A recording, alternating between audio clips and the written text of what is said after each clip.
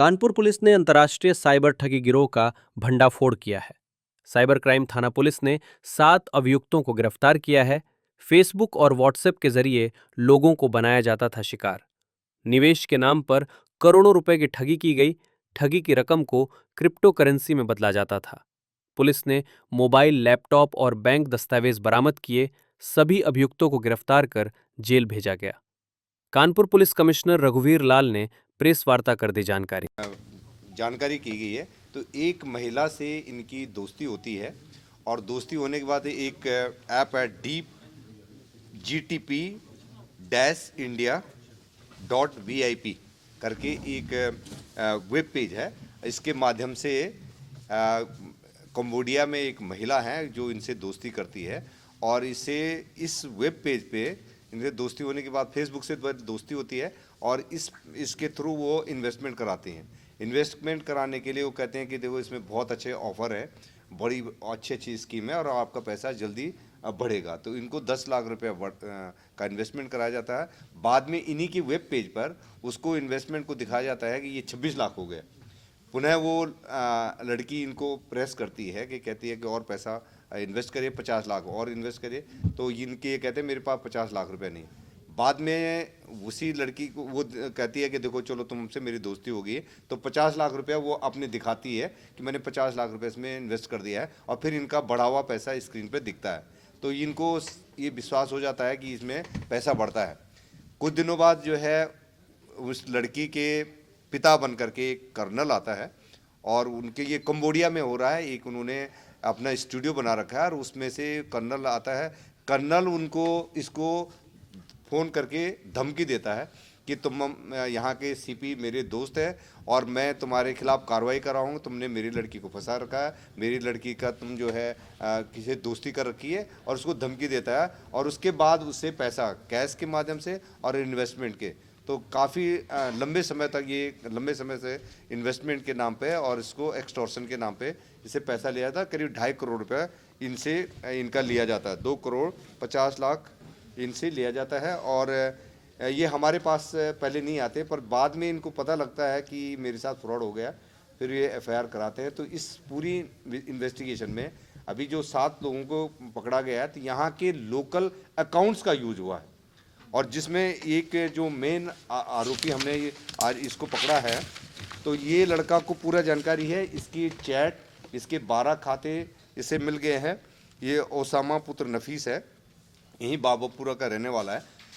इसके 12 खाते, इसकी चैट उनके कंबोडिया वालों के ये टच में है और यही यहाँ पर जो है जो पैसे का इसके मॉडस ऑपरेंडी है कि यूएसडीटी में कन्वर्ट कराना और वहाँ पर पैसे का इनके रूटिंग होना कंबोडिया से जा कर के या पुनः यहाँ पर वहाँ से रूटिंग होकर के इनके खातों में पैसा आना, कैश में आना, कैश को फिर जो है यूएसडीटी में कन्वर्ट कराना। तो ये जो पूरा गैंग पकड़ा गया है, इसमें इससे पहले जो है डॉक्टर्स के साथ घटना हुई थी, करीब 5.5 करोड़ रुपए का उनका भी इन्वेस्टमेंट कराया गया था। मैक्सिमम लोग लोकल हैं, लोकल खातों का यूज हो रहा है, लेकिन कंबोडिया में इनके ऑपरेटर्स बैठे हुए हैं और पैसे का रूटिंग होती है, लेयरिंग होती है, 3rd लेयर पर इनके पास पहुंचता है। तो अभी इनसे पूछताछ की जा रही है। काफ़ी संख्या में हमें उम्मीद है कि काफ़ी संख्या में और खाते, अन्य खातों का अभी तो ये घटना में इन्होंने केवल इसी घटना में कुछ शामिल होना बताया गया है, लेकिन इनके बारे में और जांच पड़ताल कर रही है। और उसके बाद आपने देखा होगा कि पहले वाली घटना में लोकल लोगों का काफ़ी अभी स्केल काफ़ी बढ़ गया है, तो लोकल लोग भी इसमें काफ़ी इन्वॉल्व हैं और बहुत ईजी है। इनको 4% कमीशन, अपफ्रंट कमीशन जो है 4% का उनको दिया जा रहा है और दूसरा यूएसडीटी भी वो हायर रेट पर ले रहा है। तो जो खाता का हो गया है और फिर जो है विक्टिम बनाने के लिए, तो ये हर उसमें उनको 4% का फ़ायदा हो रहा है। तो इसी लालच में आकर के बहुत इजी होने की वजह से खाता इनके द्वारा खोले जा रहे हैं। ये सब जो लोग जानबूझ करके लेन देन में जो लोग जानबूझ के अपने अकाउंट खोलते हैं या जो बेचते हैं या जो हैंडलिंग जो करते हैं, तो ये लोग तो दोषी हैं। इनको पता है ये गलत तरीका हो। क्रिप्टो में कन्वर्ट करना, कलेक्शन करना, कलेक्शन एजेंट सारे लोकल हैं।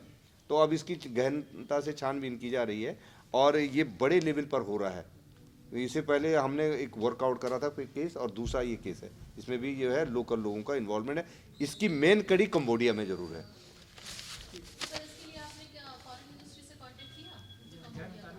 ये हमारी फॉरेन मिनिस्ट्री तो कर ही रही है, इसमें काफ़ी उन्होंने डिटेल लिया। कुछ लोग कंबोडिया से लाए भी गए थे और हमारे यहाँ कानपुर के भी थे, जो हमारी टीम ने उनसे पूछताछ करी और काफ़ी ब्रेक थ्रू मिला है, हमें जानकारी मिली है कि ये कैसे रैकेट काम कर रहा है। तो लगातार हमें सेंटर से भी हमें इंफॉर्मेशन मिल रही है और वहाँ से कुछ लोगों को इंडिया वापस लाया गया था, जिनको ज़बरदस्ती वहाँ पर रखा गया था। तो शहरवासियों के लिए जो लोग खाता दे देते हैं उनके लिए कोई चेतावनी है?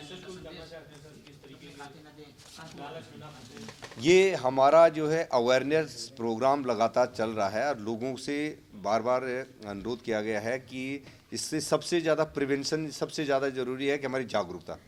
ये जितने जागरूक होंगे हम लोग, जैसे अभी इसमें देखेंगे फेसबुक के माध्यम से इन्वेस्टमेंट फ्रॉड इन्वेस्टमेंट करवाया गया, तो लोग लालच में ना आए। डिफरेंट ऐप्स हैं जिनका कहीं जो है सीबी से कोई कनेक्शन नहीं, पर लेकिन वो पूछ कराते हैं कि हमारे सीबी से हम लोग रजिस्टर्ड हैं। कुछ लोग जो है डिजिटल अरेस्ट के और सीबीआई का, ईडी का ये बना करके अपने स्टूडियो टाइप का बना करके और लोगों को दिखाते हैं कि हम ईडी से बोल रहे हैं। कोई ईडी कोई सीबीआई किसी पैसे की डिमांड नहीं करती है, किसी लोगों को ये से नहीं बोलता है कि आप इतना पैसा ट्रांसफ़र करिए।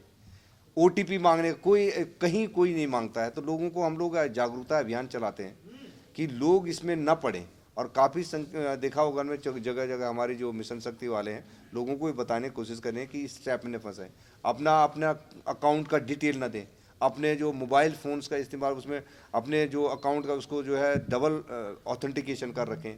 आप डिजिटल पेमेंट्स के बारे में जो किसी को आप रिसीव करने का, आप किसी को भेजने का नहीं, कोई लॉटरी ऐसी नहीं है, कोई इनाम ऐसा नहीं है कि जो आपके आता है। और जो कुछ ऐसे लिंक है जो अनवेरीफाइड लिंक है उन पे आप कनेक्ट उसको न क्लिक करें।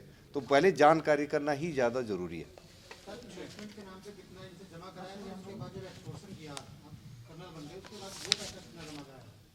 इनसे शुरू में ही तो 10 लाख रुपया किया था, टोटल अमाउंट 250 है, तो 250 2 करोड़ 50।